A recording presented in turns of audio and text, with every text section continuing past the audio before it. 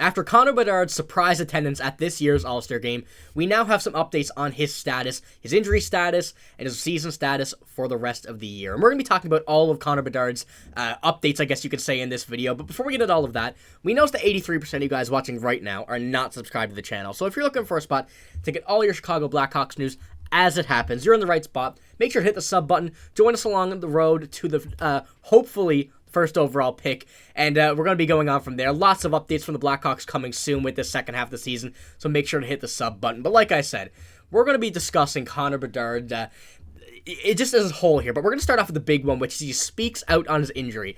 A lot of updates, a lot of concern were on this injury. Not really any major updates from any reporters from the team for a good while, but at the All-Star game, he was asked a question by Elliot Friedman, and he goes on to say, he had jaw surgery January 8th, keep in mind. He said, I feel good and I feel ready. If it were up to me, I will be back. But of course, I've got to make sure it's healed up and make sure you're not risking anything out there.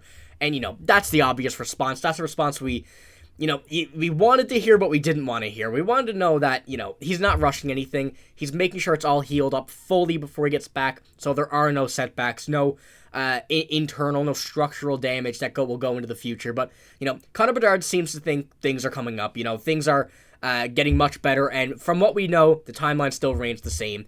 Still a few more weeks after the All-Star break, and he should return, but hopefully he'll be back to practice, full team practice after the All-Star break back with the Blackhawks. But, Nick, what do you think about this update? It's one we wanted to hear, and it seems like Connor Bedard wants to get out there as soon as possible.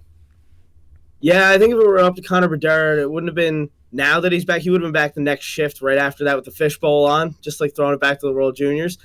But it's nice to hear that he's still around the game a lot. I don't think you can ever pry him away from the game. The guy lives, breathes, eats, sleeps hockey. So, yeah, it was nice to see him show up to All-Star Weekend. It was really unexpected. But and we'll get into like him picking guys' brains and stuff now in a few minutes. But it was really nice to see him around doing interviews and back around the game, like in the public eye. Yeah, and I'm sure he was given the option to rest, stay home, let his jaw heal up, but I'm sure he went out of his way to get to Toronto for that All-Star game, even though he didn't represent the Blackhawks there in the game, still was in the skills competition, making the passes along with Crosby in one of the slapshot events, which was another very good thing to see, that he was getting involved in whatever way he possibly could. But from what we know right now, the injury update is that he still is on a timeline from what we began with, still that 8 weeks. I do think it'll be a little bit less, but I think 8 weeks maximum of what we would have had, so hopefully it'll be sooner than later than he returns. But once again, we have many, many more updates for Bedard here regarding a whole plethora of things from this weekend, from other players around the league with him, and, this was a very good All-Star break to get some updates, and what we absolutely did. So we're going to pull this one up here and start talking about this one. It's fun to pick the brains, what Bedard said about just talking to other players. He was asked the question, what do you talk about with other players around the game? And he said, it's fun to pick their brain, but also just talk. We're all normal people, and I think sometimes the fans don't know that. And, and once again, another very reasonable response by Connor Bedard. You're still, just normal humans. All hockey players are. All NHL players are. They're still living their life just as we here recording this video and you guys watching. There is no difference there, except they need to go a bit more in-depth with the players. But the one part that makes me happy, really happy here, is that Bedard was talking to a lot of people in this skills competition. That's something that I really thought he was going to miss out on after the injury. That's why I hoped he would still be there, whether he was doing anything, whether he was in gear or not. Because picking apart the brains of some of these NHL players, especially the ones in the skills competition, with how good they have been this season, it's something that, will benefit anybody. Whether it's the guys who are talking the skills competition, whether it's between Alexander Ovechkin, Sidney Crosby, Wayne Gretzky, even now, like, anybody who's played in the NHL has a brain to pick, and that's what we've seen with Bedard this weekend. I'll pull up one screenshot here. You see Bedard and Crosby just there by themselves, so many cameras on them, talking about hockey, talking about life, and that's something that, you want to see for Connor Bedard. You don't want to see him feel pressured or something, and that's what we have not seen at all this season. But once again, it's a crucial part of the game. And Nick, what do you think about the conversation that he's had with the players, the back and forth that he's had with this everybody here at the All-Star break? Well, that picture right there speaks a lot, man. That's a frightening picture if you're in the Central Division for years to come, playing against Connor Bedard. That guy learns anything from Sidney Crosby. Sidney Crosby is the ideal role model for how to play the game, how to live your life outside the game. the guy just has a perfect way of doing things. And he's so well respected in the game. And I think the fact that he's willing to sit down and pass on his knowledge to guys like Connor Bedard says a lot about Sidney Crosby as well. But it also says a lot about Connor Bedard going right to Sidney Crosby right away. He only wants to learn, and he's always open to more learning opportunities. Regardless if he's a genius already in the game, there's always stuff to learn. Doesn't matter if you're number 1 overall pick. Doesn't matter who you are. You always have stuff to learn. There's no better guy to learn from than Sidney Crosby. Oh, you're absolutely right. And if you search up Connor Bedard right now and click images and go by the most recent, you'll see pictures of him sitting with Cale Makar, Nathan MacKinnon, Auston Matthews, Connor Bedard, or Connor McDavid, Sidney Crosby, and it's just, he's trying to get as much information as he can, which is something that will not just help him, but help bring this along to the Blackhawks, these younger guys on the team. Connor Bedard eventually will take this leadership role, a lot sooner than people think. He's already part of that on the Blackhawks right now, so taking this experience from other players who couldn't be there and bring it back to the team is another very crucial part, But again, with Nathan MacKinnon, there's a lot of talking about the game, as well as one little thing here that I still find unbelievable here, and it's just talking about a stick. It was also asked by, I believe it was Kelly Rudy on the Sportsnet broadcast, what is flex bus? He was talking to Nathan MacKinnon about a stick and everything. He uses 70 flex with a P92 curve, nothing crazy, but 70 flex for Connor Bedard is absolutely insane.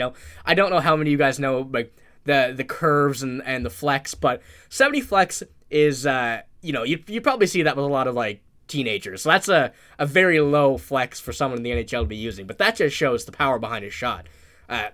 You see him take a shot, his face is like tensed up, the stick is on about a 90-degree angle, and that's just, I don't know, that's just something that kind of blew my mind there at the end. But one more thing before we finish off this video here is this one comes from John Dietz.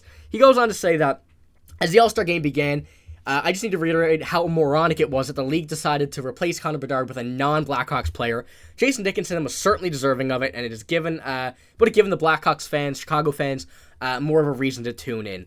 I'm absolutely in agreement with this. Same with Vegas. Without Jack Eichel, there was no representation from Vegas. There was no representation from Chicago. As many players on both of those teams that probably could have made it to the All-Star game, but they didn't really do it. But Nick, what do you think about that? It's something that they've changed over the past few years of representation from each team, and they kind of didn't do that this year. So what do you think about that? I think if you're going to have the rule that there needs to be a representative from each team, stick with that rule. No matter what, if like you're saying there has to be someone there from every team.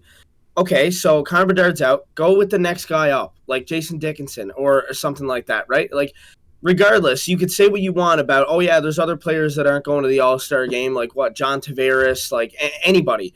But you're saying that there's a rule that there has to be a representative from each team. Why are you all of a sudden abandoning that when that player gets injured? Go to the next player on that team so you still stick with that rule and give those fans that might not care about the All-Star game in general a reason to watch one of their favorite players, a reason to watch this because one of their favorite players is in it. It didn't make any sense to me at all. Yeah, I think that we'll give them a pass on this one for now because I got to say, this All-Star game was really good. And, I don't say that very often in the recent All-Star games. I haven't said that in years. But going back to the old school one, Connor McDavid having a lot of impact on the way this was structured, the way this was made. This was a really good All-Star break, a really good All-Star skills competition. No technology, no outside. It was all on the ice. You had the best players in the league showing actual in-game skills. The All-Star game, back to 3-on-3, the draft style. Some work to be done on that. Don't get me wrong. That needs to be worked on. But continue on it. Like, I have not seen any negatives from this All-Star game, the way it was broadcasted, the way it was presented. Everybody liked the draft style again, and I think that if they go back to do it off ice, the way they did it when Alexander Ovechkin wanted the car to be last pick, I think that will, be happy for everybody. Brings back the old school way, brings back actual hockey skills, and I really enjoyed it. But, I want to see what you guys think about this All-Star game below as well. I see a lot of positive reinforcement for it, a lot of stuff that wants to come back. I think having the players put an effect on this was a huge thing. The players didn't like the old All-Star game. you've seen it from the broadcast. They said a lot how much they hated the old All-Star games, but I think it was an excellent All-Star game, and hopefully they continue that in years to come. Obviously none next year with all the other updates. We may make a video on that with all the new international hockey stuff coming, but that's all we got right now. I hope you enjoyed the video. If you did, make sure to give it a like. Make sure to hit the sub button as well if you haven't already, but that's all we got. Thank you for watching. Hope you have a great day. See you later.